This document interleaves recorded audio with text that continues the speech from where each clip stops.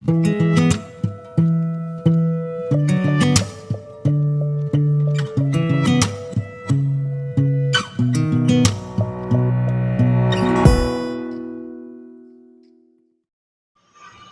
আলাইকুম everyone, welcome back to my channel. আমি Lily's ফ্যামিলিতে আরও একবার ওয়েলকাম জানাচ্ছি আপনাদের সবাইকে আর একটা নতুন ব্লগ ভিডিও দেখার জন্য।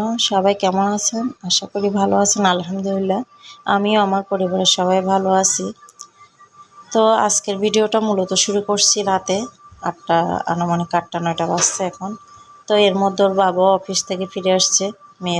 ছেলে মেয়ে অসুস্থ ছিল, সেই জন্য রান্নাবান্না একটু দেরি করে আসছি আমি। তো বাবা আসার সময় বাচ্চাদের জন্য কিছু বিস্কুট আর কিছু কাঁচা বাজার নিয়ে আসছে আর কিছু টমেটো নিয়ে আসছে। তো এই ফাঁকে আপনাদের সবার সাথে একটা কথা শেয়ার করব। আমি যেহেতু নতুন আর আমার কাজও নতুন, ভুল ত্রুটি হতেই পারে।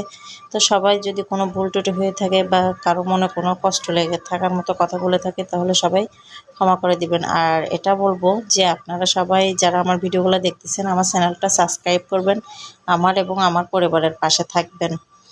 তো সবাইকে অনেক অনেক ধন্যবাদ জানাচ্ছি। আর একবার তো আজকে বাজার আনছে কি কলমি শাক, কিছু বরবটি, কিছু কাঁকরোল, তারপর দেখা যাচ্ছে মিষ্টি কুমড়ো, কিছু কাঁচা আমগুলো আনছে মূলত আচার দেওয়ার জন্য। আমার মেয়ে যেহেতু আচারের বয়ম দুইটা, আরেকটা ভিডিওতে আমি শেয়ার করছিলাম, আচারের 2টা বয়ম ভেঙে ফেলছে। আচার যেগুলো ছিল ওগুলো সব নষ্ট হয়ে গেছে। আর আমি আজকে মুরগির মাংস দিয়ে, তারপর কাঁকরোল দিয়ে, আলু দিয়ে মিক্স করে রান্না করতেছি। আর ওর বাবা কিছু টমেটো নিয়ে আসছে, ওগুলা ধুয়ে নিচ্ছি আমি।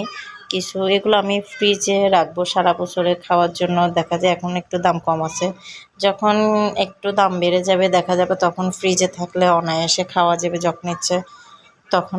সব সময় আসলে দাম দিয়ে কিনে খাবারটা মধ্যবিত্ত পরিবারের জন্য আসলে সম্ভব হয় না। আর বর্তমানে যে পরিস্থিতি, প্রত্যেকটা জিনিসের ঊর্ধ্বমুখী দাম। তো আমাদের মতো পরিবারের জন্য তো আরও সমস্যার কারণ এটা। তো যাই হোক, টমেটোগুলো ধুয়ে আমরা দুইজনে মিলে কেটে নিচ্ছিলাম। রাত অনেক হয়ে গেছে, তোর বাবা আমাকে হেল্প করে দিচ্ছিল, কিছু টমেটো কেটে দিচ্ছিল।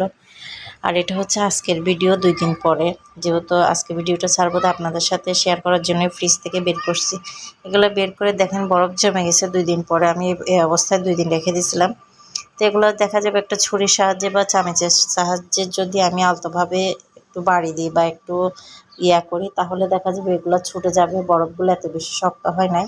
দেখেন আমি করতেছি, এভাবে ছুটাইয়ে রাখলে হবে কি যখন মন চায় তখন বের করে খাওয়া যাবে। তো সেই জন্য আমি ছাড়াই নিচ্ছি কিছু। তো এভাবে ছাড়াইয়ে কিছু আপনারা চাইলে এভাবে রেখে দিতে পারেন ফ্রিজে, যে কোনো সময় অনায়াসে বের করে খেতে পারবেন। তো এগুলো আমি বরফ ছুটাইয়ে আমি কিছু পলিথিন করে রাখবো আর কিছু বক্স করে রাখবো, কারণ বেশি বক্সে রাখলে এগুলো দেখা যায় অল্প কয়েক টুকরো আটে বক্সের মধ্যে, তারপরে বেশি রাখা যায় না। আর পলিথিন করে রাখলে একটু মোটা সাইজের পলিথিন করে রাখতে হবে, কারণ দেখা যায় পাতলা পলিথিন হলে অনেক সময় বরফ লেগে পলিথিনগুলো ছিঁড়ে যায়। তো একটু মোটা পলিথিন হলে দেখা যায় কি বরফ লাগলেও অনেক সময় এটা ছিঁড়ে না। তো সেই জন্য একটু আপনারা চেষ্টা করবেন, যা দিয়ে কেউ রাখতে চান আর কি আমার মতো করে, তাহলে চেষ্টা করবেন একটু মোটা সাইজের পলিথিন নেওয়ার জন্য, তাহলে দেখা যাবে অনায়াসে রাখতে পারবেন। তো আমি কয়েকটা বক্স ভরে নিচ্ছি এগুলা, আর কয়েকটা পলিথিন ভরে নিব, যেহেতু অনেক টমেটো এখানে অল্প না। তো আমি কিছু পলিথিন ভরে নিয়েছি, মোটা সাইজের পলিথিন আপনারা দেখতে পাচ্ছেন। তো এই ছিল আজকের ছোট্ট ভিডিওটি। যারা আমার ভিডিওটি দেখছেন সবাইকে আরও একবার ধন্যবাদ। সবাই ভালো থাকবেন, সুস্থ থাকবেন।